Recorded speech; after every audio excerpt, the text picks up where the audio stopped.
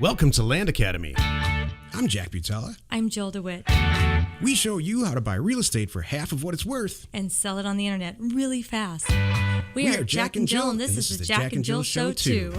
With over 15,000 completed transactions, we're the experts at acquiring property. Of all kinds, not just land. For half price and flipping them for way more. All right, let's get this show started. Jack Butala with Jill DeWitt. Hi.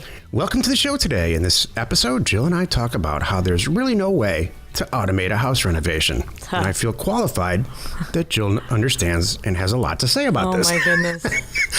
Before we get into it, let's take a question posted by one of our members on the landinvestors.com online community. It's free. Okay. Sean asks, I have a seller with a deed in his name from 1958, which is very normal for us. This is cool. In it, the previous owner wrote a very long, wordy exception to retain mineral rights. Can anyone tell me if I need to include the mineral rights verbiage in the new vesting deed I'm creating? I can send a picture of the deed if it would be helpful to anyone. Thanks for your time. Do you want me to answer? No matter what you do, the person before the person that you're buying it from will retain the mineral rights to that property forever, regardless of their deceased or not. And to undo that, I mean, it takes a team of lawyers. You know, as you can imagine, petroleum companies and mining companies are experts at this, so they have whole teams that specialize in that. But here's the real deal, and from a big picture concept. Along the chain of title, after the homestead from the government, somebody retained the mineral rights, usually. Sometimes it could be you. If you do a lot of research, you might end up with the mineral rights. If nobody said right in that deed in the document, I'm deeding you the property, but with the exception of the mineral rights, you could very well own mineral rights. Like I said, it's a whole different career. However, you do not actually really, you should exclude that when you convey the property. The mineral rights portion of this, and to do that, it's real simple. If you look at any of the deeds that we do all over the internet, you'll find a deed from us. It quite simply says, we're deeding you the property with the exception of the mineral rights.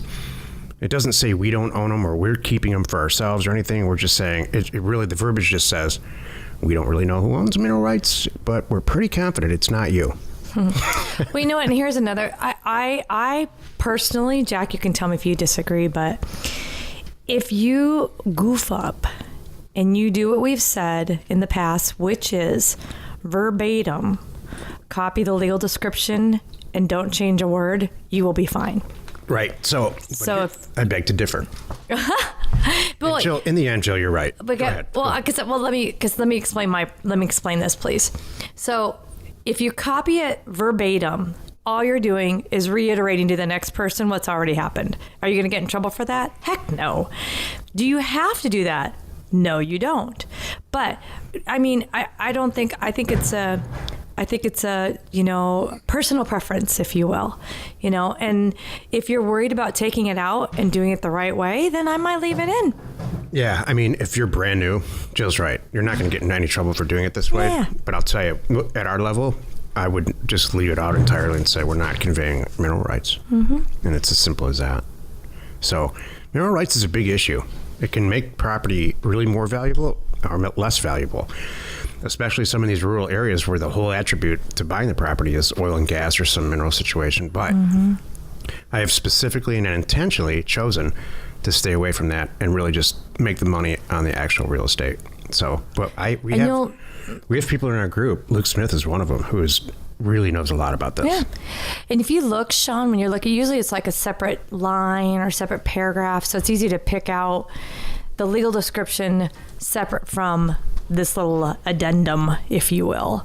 So, but whatever, like I said, personal preference is fine. If you're not comfortable with it, Sean, leave it in. You're not doing any harm in. And I kind of like leaving it in, especially if you're new, because that's your proof that the next guy knows on the deed that, hey, it doesn't come with this, kind of thing. Right. So if you have a question or you want to be on the show, reach out to either one of us on landinvestors.com. Today's topic, there's no real way to automate house renovations. This is the meat of the show. Wouldn't it be cool if it was? hi, I'm going to clone myself. That would be the only way this is the only way you could do it, is clone yourself. And since technology doesn't have that yet, there is no real way. So this topic came out. I came up with it because I was speaking with a guy, casually just met this guy, and he buys like 20, 30 acres properties on the outskirts of Los Angeles, gets entitlements, puts them in, puts the roads in and stuff, or has other people do it, and then he builds like 20, 30, 40, 50 houses. And he said, boy, I'll tell you, the only reason I do it this way now is because I failed at renovating houses like everybody else. I would have one in North Los Angeles, one down in South Los Angeles, and I would spend most of my day driving and back and forth yelling at contractors. Right. Instead, I have one property. I go there one time, or my general contractor does. I build 50 homes, exact same houses, flipped, you take the floor plan and flip it or something, get a little creative. And that's automating house development or house renovations. The other way, you just honestly... That's development, I would think. Renovation, I always think of renovation as changing it. Well, I gave that example. Yeah. That's exactly right. So okay. I gave that example because renovations are impossible. You have no idea what you're getting into. Everyone's different. Do we like risk or not like risk in investing? This one's roof's good. That one's roof is not good. You don't know. Until you get in there, you have no idea. It's like dating.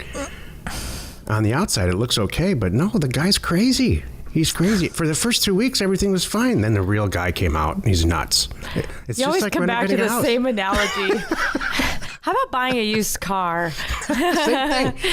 Yeah. The thing went. I drove it it was fine for 2 weeks. Then it just blew up. So exactly. Oh, used car. What fun is that? Right. There's plenty. Everybody can relate to dating or being married to somebody that you found out they were nuts after it was too late.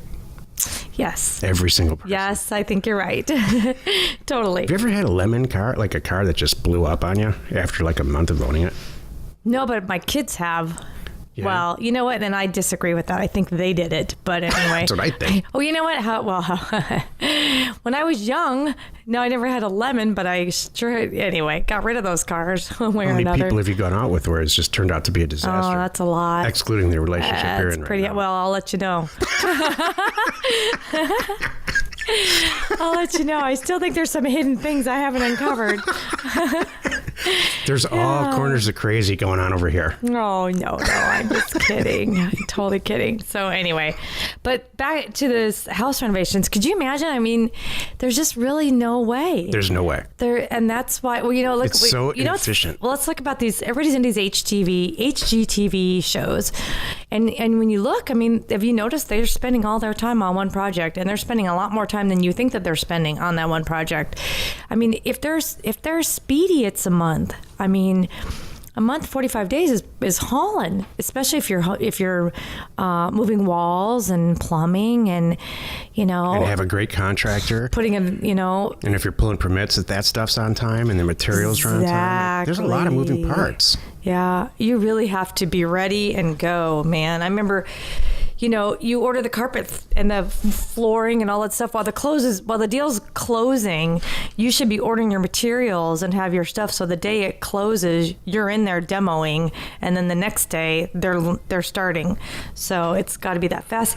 But the whole point of this is, it takes your time. If you really don't babysit these projects, and anybody who's done renovations knows that, if you're not really there and involved, too much can go wrong.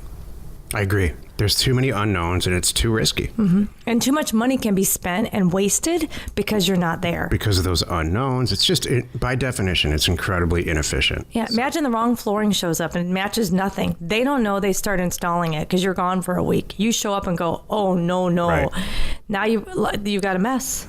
So let's compare. Here's the good news. Let's compare it to land investing. So here's what happens, and this is what we do. And if you're already involved in this, maybe you can pick up a few efficiency pointers out of this. You send out you identify a market. Let's say, I don't know, it's rural Massachusetts. You identify a county in rural Massachusetts and you price it at X per acre or X per lot, Y per lot, or Z per square foot, or whatever you're buying.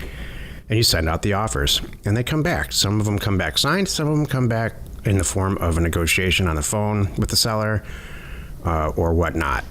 So now you're lining all your ducks up. You've got 6 deals to review. You review them. You send out your army of notaries, or you call your title agent, however you do it, and you start buying these properties. You review them and buy them. And then you post them the same. What you're doing is automating the whole thing. You're doing the exact same thing for every single property. The only variable is the actual property itself. And that doesn't matter because you're still doing 3 maps or 5 maps, whatever you set out to do. You're still doing a legal description. You're still doing a description. Mm-hmm. When you sell it, same thing. There's a process. You continually go through the same process. So once you're good at it, you can ramp it up. Mm-hmm. Now you're sending 2,000 mailers and sub out some of the stuff that you don't like to do. You never leave your desk. Never. Mm-hmm. So think about that. Are you going to drive all over town, babysitting contractors? Because that's really what ends up happening, and choosing color patterns and stuff. Exactly. Are you going to sit at your desk and churn through the deals that come in? Right. And you want to talk about capital outlay. Right. Oh, gosh, yes. I mean, if you don't have a partner, you don't have a partner in the land business, and you don't have apples to apples. You don't have a partner in the home renovation business. You buy a house for whatever. If you're lucky, a couple $100,000. Spend another 70 or 80, now you're into it for 300. Can you imagine if you started having that much tied up? Your land business with $300,000. Right, what we could do with that? Oh my goodness, exactly. Not we, but people. But anybody. So, yeah, exactly. So, I mean, it takes $5,000 to $10,000 to start a land business, and you can double and triple your money constantly. Mm-hmm. You know, you're going to end up with $300,000 instead of spending it. So, it's there's no real way to automate a house renovations. In fact, if somebody's figured it out, I would love to know. All it really does is make for good TV. I was going to say too that I know we personally and most of our members know people that have made $40,000 and $50,000 off one transaction that they have maybe 4 hours in total that they've spent. Can you imagine? You can't spend 4 hours on a house flip to make $40,000. No, that's not the normal. But the norm is, I mean, you can expect to buy cash in, cash out, 30 to 40 days for land if you're doing stuff right. So yeah, but you know what I'm saying. But you don't do anything. Right. The whole time, all you're doing is directing other people, and you're looking for other deals. And you're doing a transaction, and that's it. So imagine this, and it's like I'm trying to think of what the right term is, but it's like, so you start the ball rolling, and maybe you buy a property a week. So you buy a property a week, you get a system going, like Jack's talking about. So as your system goes and builds, as you buy a property a week, you happen to be 4 weeks ago, you bought it one, and it's posted, and it just sold. Buy, sell. So you can see, you get a nice little merry-go-round. I don't know if that's the right term going, but anyway.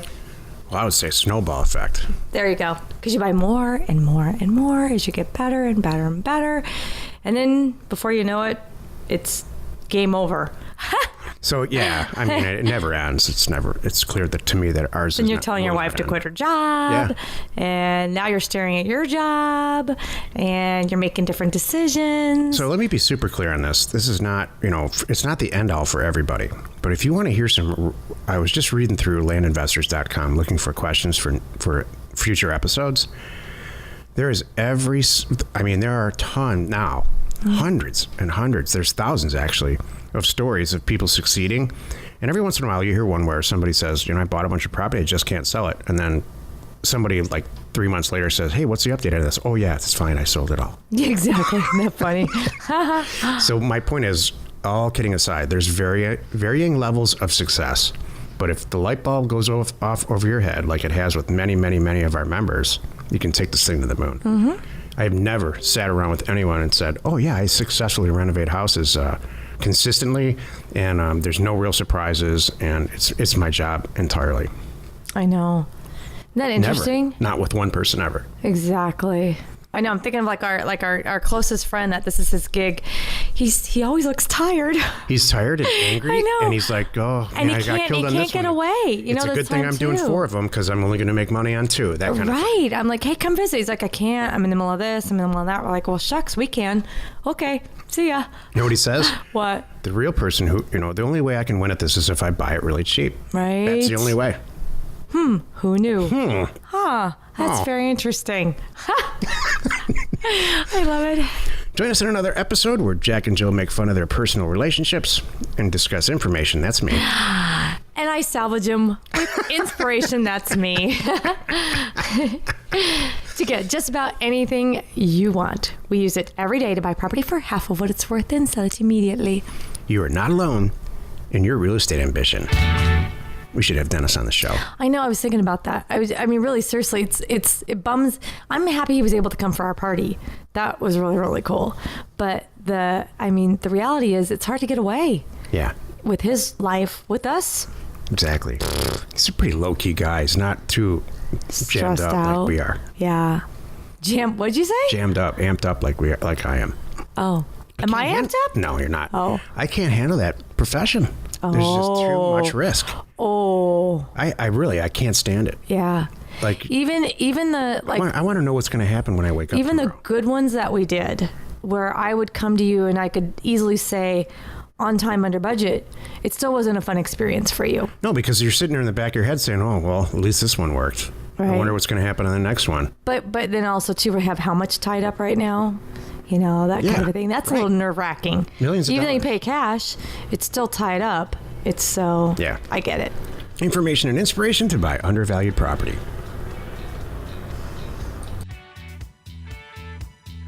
We are Jack and Jill, and this was the Cash Flow from Land Show. We are the experts at acquiring property Of all kinds, not just land, for half price just so we can flip it for way more. and really fast. Thanks for listening. You are not alone in your real estate ambition.